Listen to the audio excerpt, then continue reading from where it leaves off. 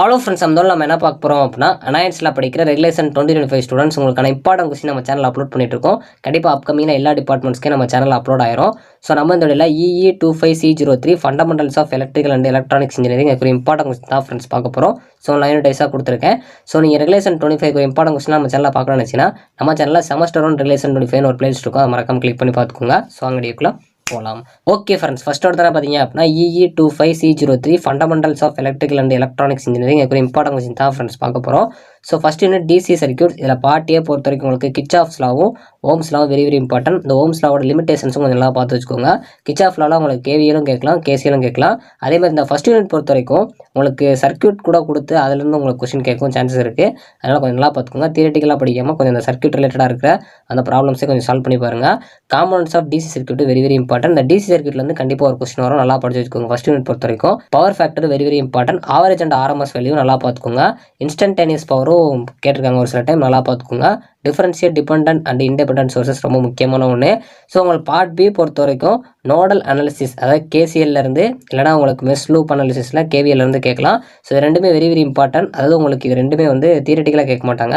So circuit mark கொடுத்து அதுலேருந்து கேட்பாங்க, கொஞ்சம் நல்லா பார்த்துக்கோங்க. ஃபர்ஸ்ட் யூனிட் ஃபுல்லாமே சர்க்யூட் கான்செப்ட் தான். ஆர்எல்சி சர்க்யூட்டும் பார்த்து வச்சுக்கோங்க. அதேமாதிரி ஈக்குவலன்ட் ரெசிஸ்டன்ஸ் அப்படின்னா capacitance, inductance in series circuit இது வந்து கொஞ்சம் பார்த்து வச்சுக்கோங்க. ஸோ இது ஒரு சில டைம் கேட்டிருக்காங்க.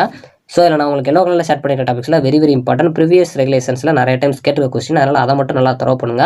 அதுக்கப்புறம் ரெட் கலர் அண்டர்லைன் பண்ணிக்கிற டாபிக்ஸும் நல்லா படிச்சு வச்சுக்கோங்க. ஸோ வெரி இம்பார்ட்டன்ட் டாபிக்ஸ் தான் நான் கொடுத்துருக்கேன்.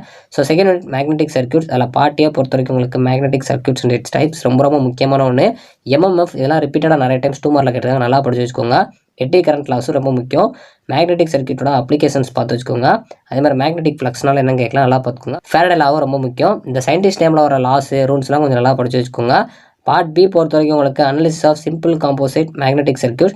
ஸோ அதே மாதிரி ப்ராப்பர்ட்டிஸ் ஆஃப் மேக்னெட்டிக் மெட்டீரியல்ஸ், அதில் சாஃப்ட் மேக்னெட் வந்து நல்லா பார்த்து வச்சுக்கோங்க. இதுலேயும் ப்ராப்ளம்ஸ் ஒரு சில டைம் கேட்டிருக்காங்க, எட்டி கரண்ட் லாஸ்லாம் பார்த்து வச்சுக்கோங்க. ஸோ முதல் 2 இதுவுமே வந்து உங்களுக்கு மோஸ்ட்லி வந்து ப்ராப்ளமேட்டிக் பேப்பர் மாதிரி தான். ஸோ அதான் நீங்கள் ப்ராப்ளமேட்டிக்காக டயக்ராமாக அந்த சர்க்யூட்டை பார்த்து இது பண்ணுற மாதிரி இருக்கும்.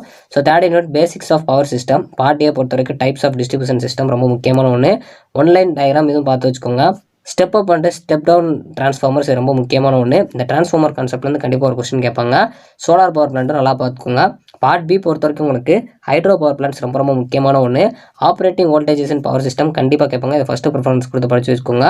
Fourth unit domestic wiring. அதில் பார்ட்டியை பொறுத்த வரைக்கும் உங்களுக்கு கிளியட் வயர்னா என்னென்னு கேட்கலாம், நல்லா பார்த்துக்கோங்க. ப்ராப்பர்ட்டிஸ் ஆஃப் கண்டக்டர் ரொம்ப முக்கியமான ஒன்று. ஃபியூஸும் அதோட அந்த ஹெச்ஆர்சி ஃபியூஸுக்கு ஒரு டிஃப்ரென்ஸ் கேட்கலாம், நல்லா பார்த்துக்கோங்க. டைப்ஸ் ஆஃப் கேபிள்ஸ் ரொம்ப முக்கியமான ஒன்று.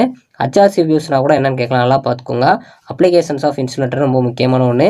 பார்ட் பி பொறுத்த வரைக்கும் உங்களுக்கு classification of conductor and insulating materials very important. அதே மாதிரி எர்த்திங் சிஸ்டம் கண்டிப்பாக கேட்பாங்க. இந்த எர்த்திங் சிஸ்டம்லாம் ப்ரீவியஸ் ரெகுலேஷன்ஸில் அடிச்சு துவச்ச கொஸ்டின் நிறைய டைம்ஸ் கேட்டிருக்காங்க. அதில் பிளேட்டு பைப்பு கொஞ்சம் நல்லா பார்த்து வச்சுக்கோங்க. இதை மட்டும் நல்லா படிங்க. இந்த 4th யூனிட் பொறுத்த வரைக்கும் very important concept. 5th unit analog and digital electronics. So அதில் வந்து உங்களுக்கு பார்ட்டியை பொறுத்த வரைக்கும் அப்ளிகேஷன்ஸ் ஆஃப் செனார் டயர் ரொம்ப முக்கியமான ஒன்று. இந்த 5th யூனிட்டில் செனார் டயர் ரொம்ப முக்கியம். ஸோ 2 மார்க்ஸ் பொறுத்த வரைக்கும் ரெக்டிஃபயர் ரொம்ப முக்கியமான ஒன்று. அதே மாதிரி இந்த யூனிவர்சல் கேட்ஸ் வந்து என்னென்ன அப்படின்னு சொல்லி கேட்கலாம். ஸோ லாஜிக் சிம்பிளும் ட்ரூத் டேபிளும் கேட்கலாம். அதில் நேண்டு ரொம்ப முக்கியம். சென்டர் ரிலேட்டர் வெரி இம்பார்ட்டன்ட். ஸோ அதே மாதிரி why flip flop called bistable multi வைப்ரேட்டர்ஸ்னு கேட்கலாம். ஸோ நேண்டும் நார் கேட்ஸ், அதாவது உங்களுக்கு இந்த கேட் கான்செப்ட்லேருந்து ஒரு கொஸ்டின் கேட்க நிறைய சான்ஸ் இருக்குது, நல்லா பார்த்துக்கோங்க. ஸோ பார்ட் பி பொறுத்த வரைக்கும் உங்களுக்கு operation and characteristic of PN junction diode. கண்டிப்பாக அந்த பிஎன் ஜங்ஷன் டயோட்லேருந்து ஒரு கொஸ்டின் இருக்கும், நல்லா படிச்சுக்கோங்க. ஃபஸ்ட்டு ப்ரிஃபரன்ஸ் கொடுத்து படிச்சு வச்சுக்கோங்க.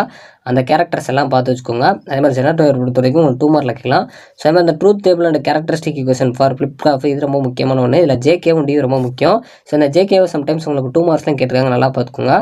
ஸோ ஓவரால் அதில் எல்லோ கலரில் ஸ்டார்ட் பண்ணிக்கிற டாபிக்ஸ்லாம் வெரி இம்பார்ட்டன்ட் டாபிக்ஸ். ஏதாவது ப்ரீவியஸ் ரெகுலேஷன்ஸ் நிறைய டைம் கேட்ட கொஸ்டின். ஸோ அதுபோக ரெட் கலரில் போல்டு பண்ணி நல்ல பண்ணிக்கிற டாபிக்ஸ் நல்லா பார்த்துக்கோங்க. ஸோ சயின்டிஸ்ட் நேமில் வர எல்லா கொஸ்டின் நல்லா பார்த்துக்கோங்க. அந்த ரூல் அதெல்லாம் 2 மார்க்ஸ் கேட்க அதிக சான்சஸ் இருக்குது. ஃபஸ்ட் யூனிட் செகண்ட் யூனிட் உங்களுக்கு ப்ராப்ளமேட்டிக்காக கேட்க சான்சஸ் இருக்குது, கொஞ்சம் நல்லா பார்த்துக்கோங்க. ஸோ ஓவராலாக உங்களுக்கு இம்பார்ட்டன்ட் கொஸ்டின் கொடுத்துருக்கேன். அப்கமிங்லாம் நான் ரெகுலேஷன் 25 எல்லா இம்பார்ட்டன்ட் கொஸ்டின் அப்லோட் பண்ணிடுறேன். கண்டிப்பாக நம்ம சேனலை சப்ஸ்கிரைப் பண்ணிக்கோங்க. தேங்க்ஸ் ஃபார் வாட்சிங்.